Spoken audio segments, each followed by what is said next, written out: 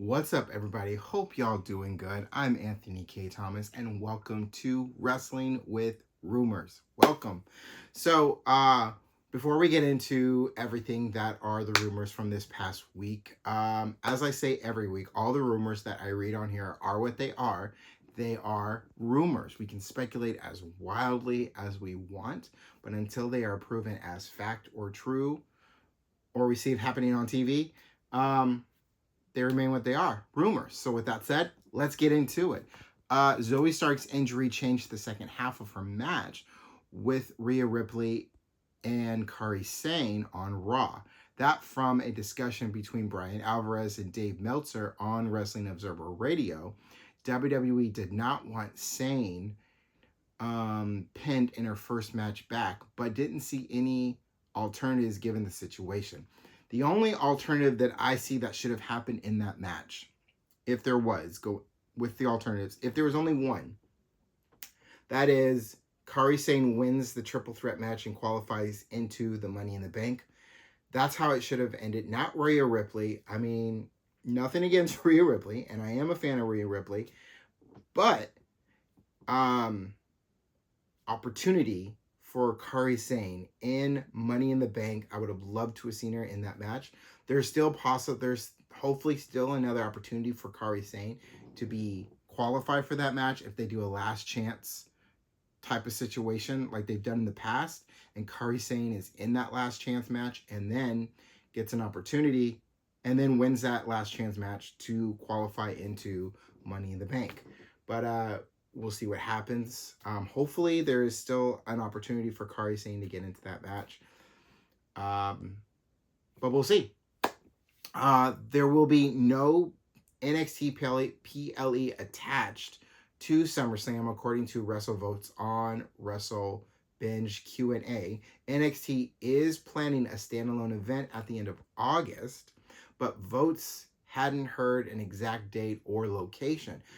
That makes complete sense that there would be no NXT PLE attached to SummerSlam, especially this year, especially since this is going to be the first time that SummerSlam is going to be two nights, a Saturday and a Sunday type event like WrestleMania. So it makes sense that they wouldn't have an NXT PLE this year for it.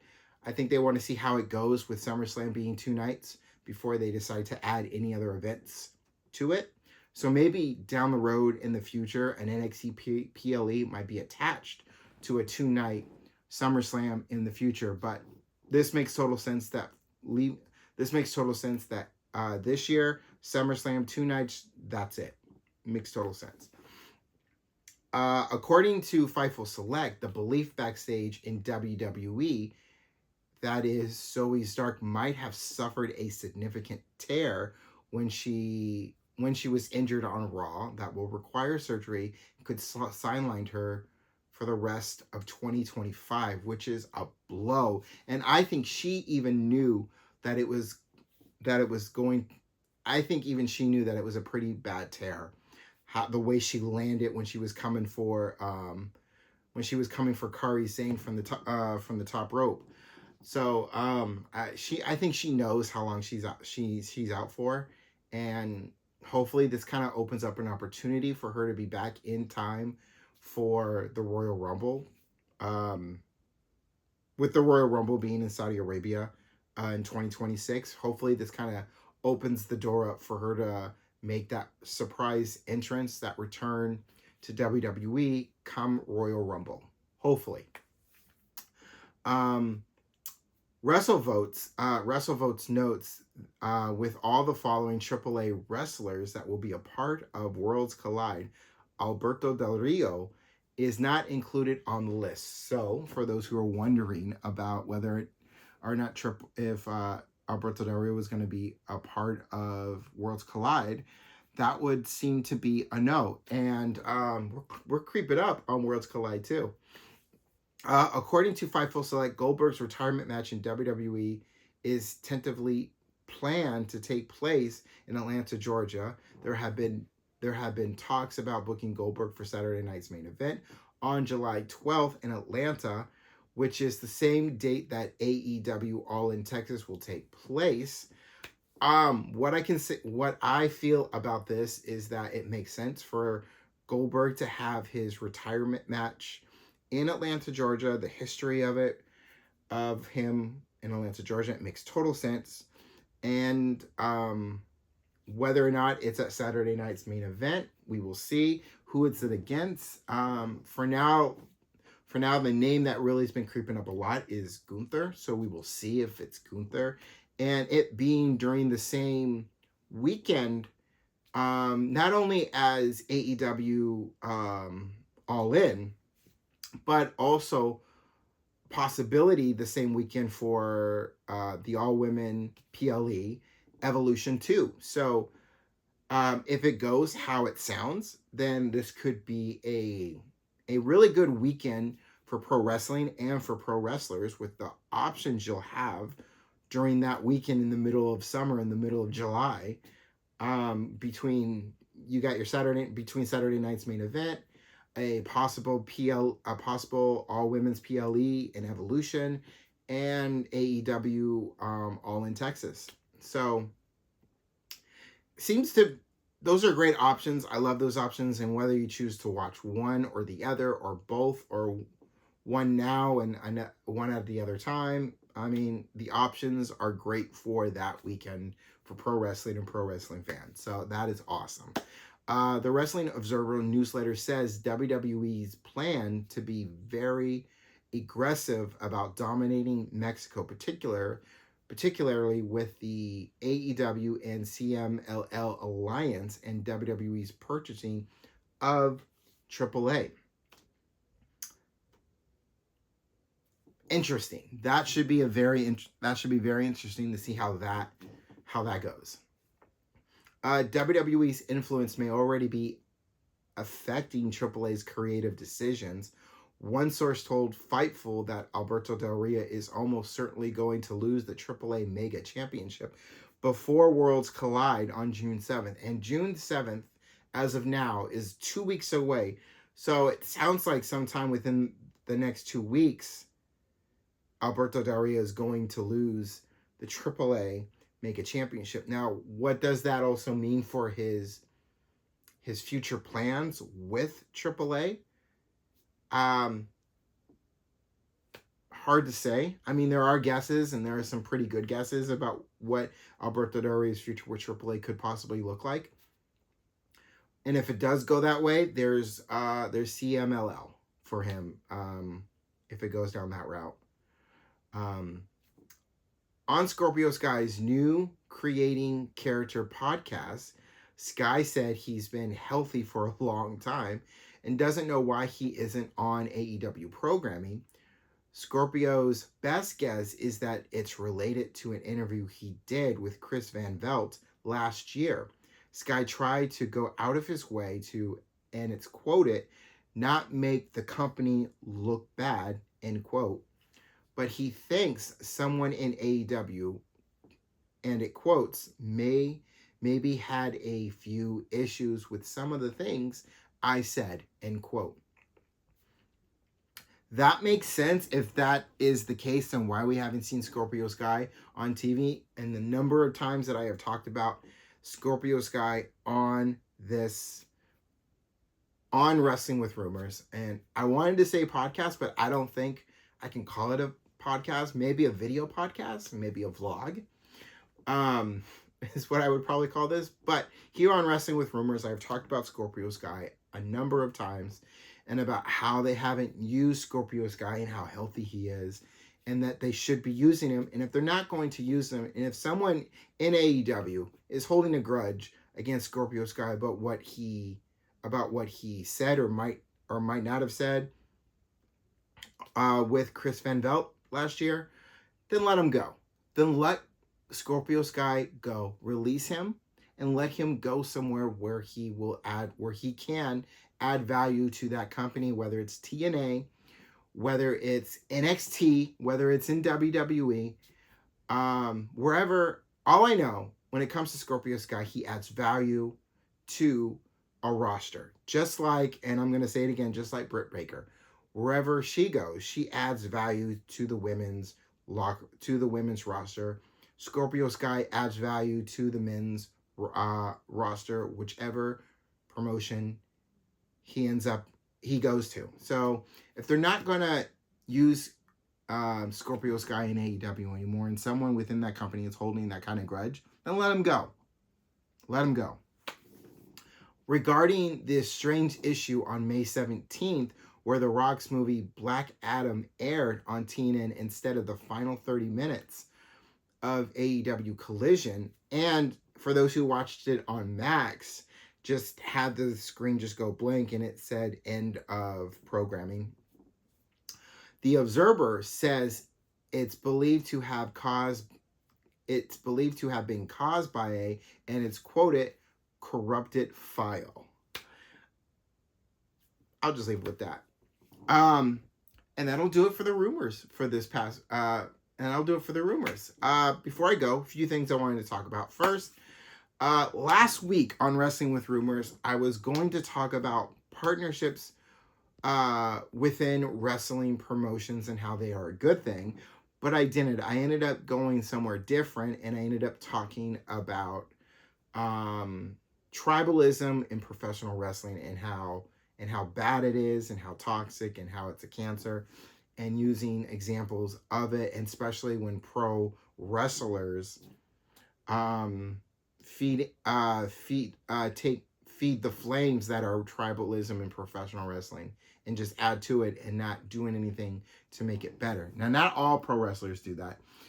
I only mentioned a few pro wrestlers that have been doing that, but also mentioning a pro wrestler that does the opposite of that and actually says how bad and negative tribalism in professional wrestling is. If you haven't seen last week's episode of Wrestling with Rumors, go ahead and check it out. It's right here on my channel. If you haven't, go ahead and hit that subscribe button so you can keep up when all new episodes of Wrestling with Rumors drop. But I'm going to go ahead and do what I was going to do last week and talk about partnerships real quick in professional wrestling and how it's a good thing. And my take on partnerships within professional wrestling goes back quite a ways. Sorry, I'm stumbling.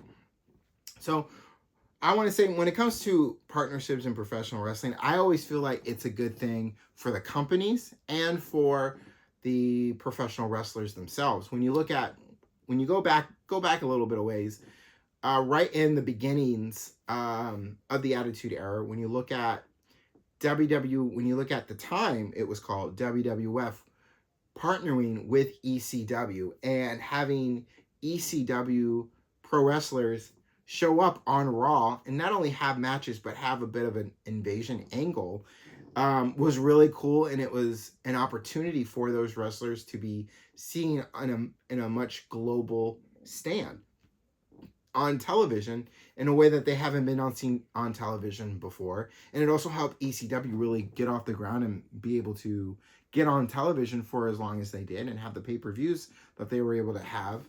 While they were able to have them, it was a great opportunity. And at the end of it, we ended up getting pro wrestlers like the Dudley Boys, the Dudley Boys,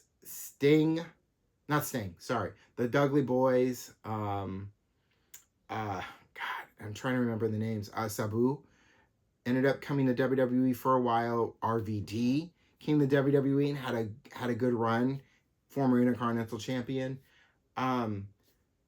Most pro wrestlers that went through ECW eventually came to WWE, and that's a longer list of guys like Eddie Guerrero. That's guys like Dean Malenko, Perry Saturn. The list really goes on. So the partnership between ECW and WWE at the time was really good. When you look at partnerships now, like with WWE and TNA, it is really great because it gives people who may not watch TNA an opportunity to see TNA wrestlers show up on NXT or in the Royal Rumble, or as of recently at WrestleMania with Joe Hendry. and give them the opportunity to dip a toe in WWE and see how things are in WWE and see how they feel about WWE and be able to do things that they might not have been able to do in WWE being part of TNA. And that's great. And eventually, if a contract runs out in that person in the person's in the company that they're in, they have an opportunity. They might have that opportunity to be full time in WWE. That's worked with Jordan Grace. That looks like that's going to eventually happen with Joe Hendry. And that is the same. That would be the same for pro wrestlers in NXT or WWE. Could go to TNA.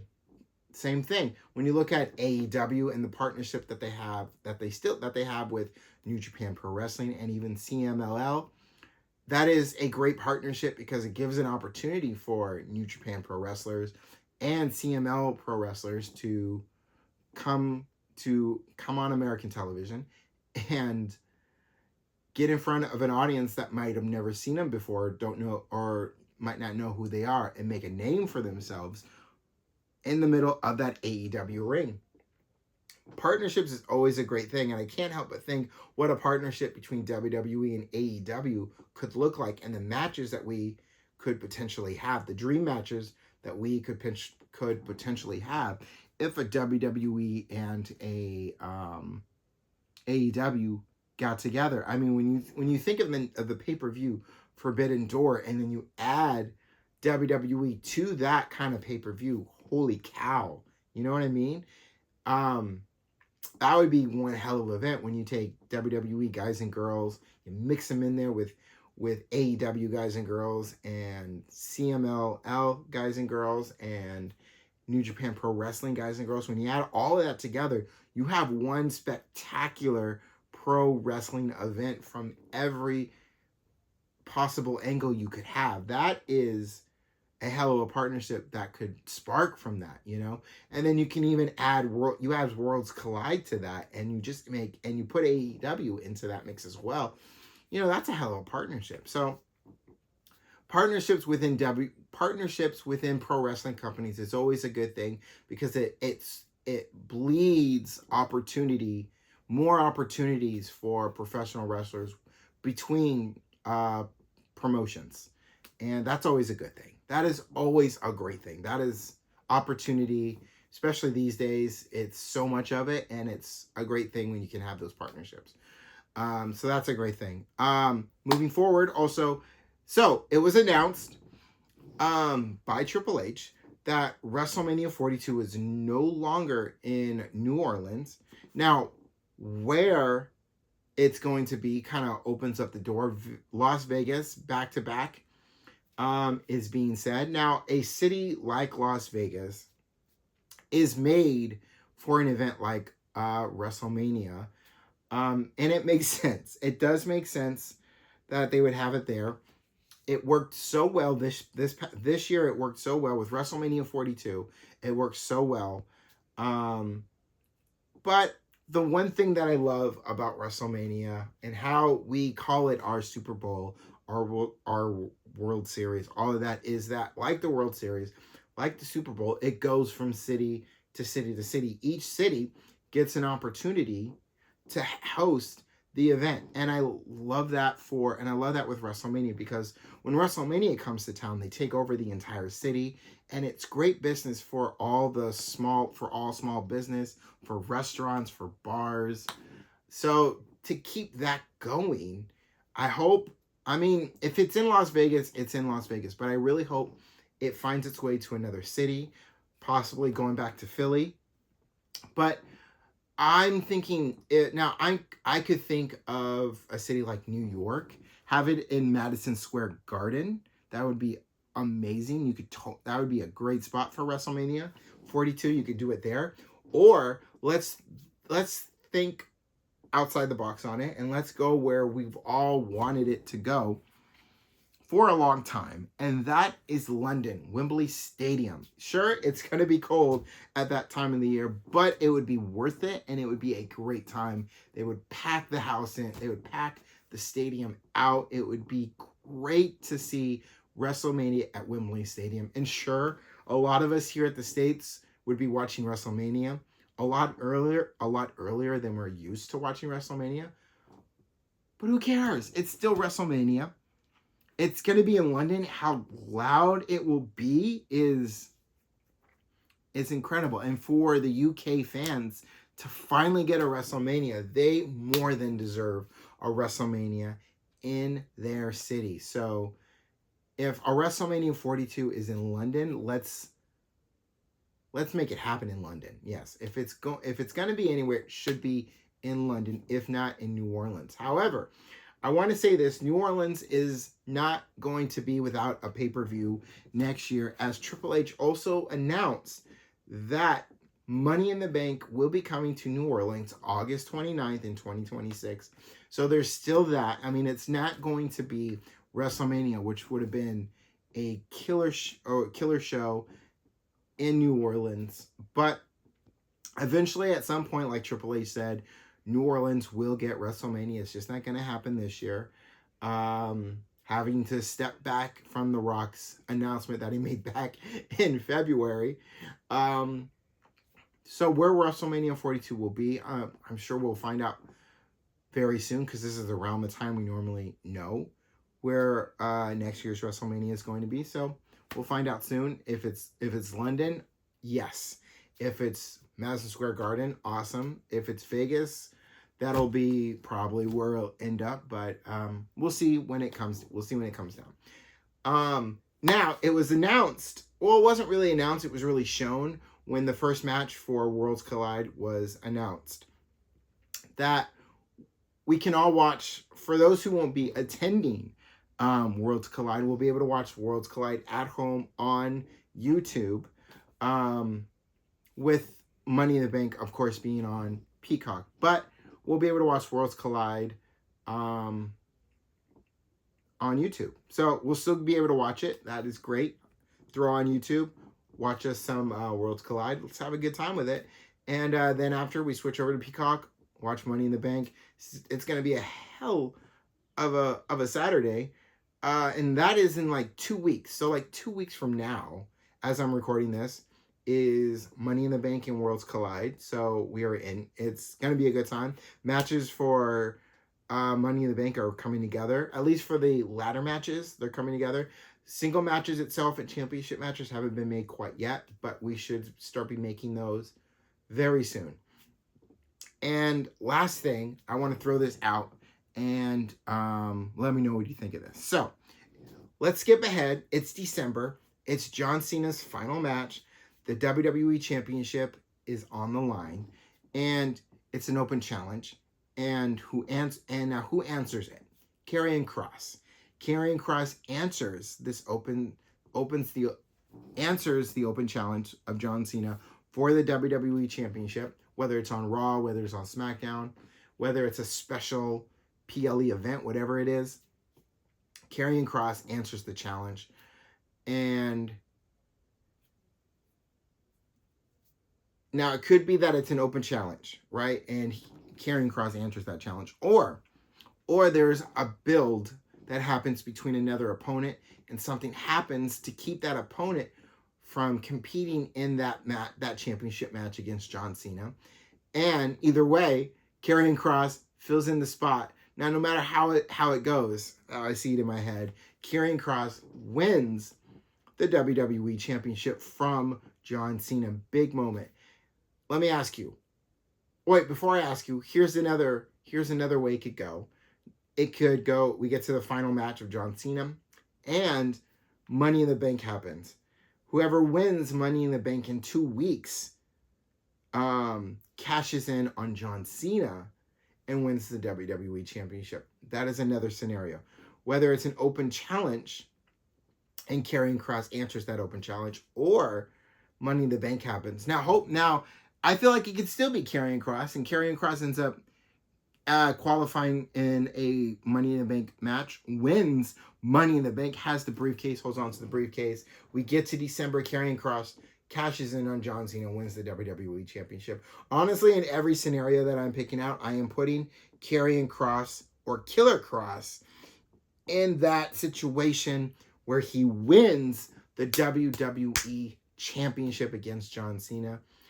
How would you feel about Karrion Kross facing John Cena in any of those scenarios, or in just a scenario where it's John Cena versus Karrion Kross for the WWE Championship, where Karrion Kross possibly could win the WWE Championship. How do you feel about that?